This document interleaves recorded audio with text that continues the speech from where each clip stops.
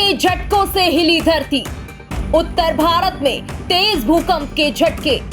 6.2 तीव्रता के भूकंप से कांपी जमीन।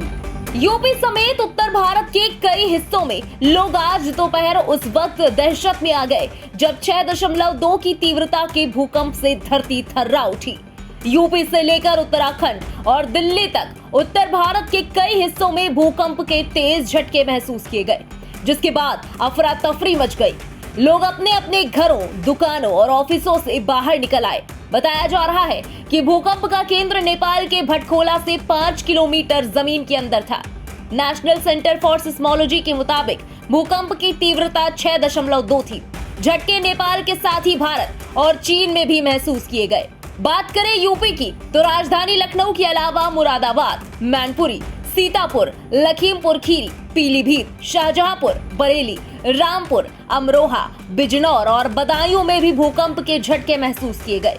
भूकंप के कई झटके लखनऊ से लेकर गाजियाबाद, नोएडा और दिल्ली तक महसूस किए गए। वहीं नेपाल में भूकंप के केंद्र के कारण उत्तराखंड में भी भूकंप का काफी असर देखने को मिला। खटीमा, देहरादून, काशीपुर, चमोली, टिहरी, उत्तरकाशी, ऋषिकेश, श्रीनगर, हरिद्वार आदि शहरों में भूकंप के झटके महसूस किए गए।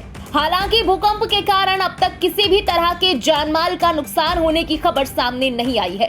बताते चले कि भूकंप के केंद्र रहे नेपाल में पहला भूकंप का झटका 2:25 पर 4.6 तीव्रता का था। वहीं दूसरा झटका 2:51 पर 6.2 तीव्रता वाला रहा, जबकि तीसरा झटका 3:06 पर 3.6 तीव्रता वाला था।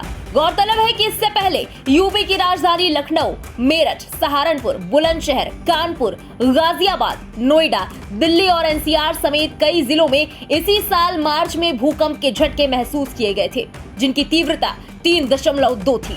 फिलहाल इन भूकंप के झटकों से किसी के जान माल के नुकसान की तो कोई खबर नहीं है, लेकिन उत्तर भारत में एक बार फिर तेज भूकंप के झटकों से धरती कांपने पर लोग एक बार फिर खौफजदा जरूर हो गए हैं।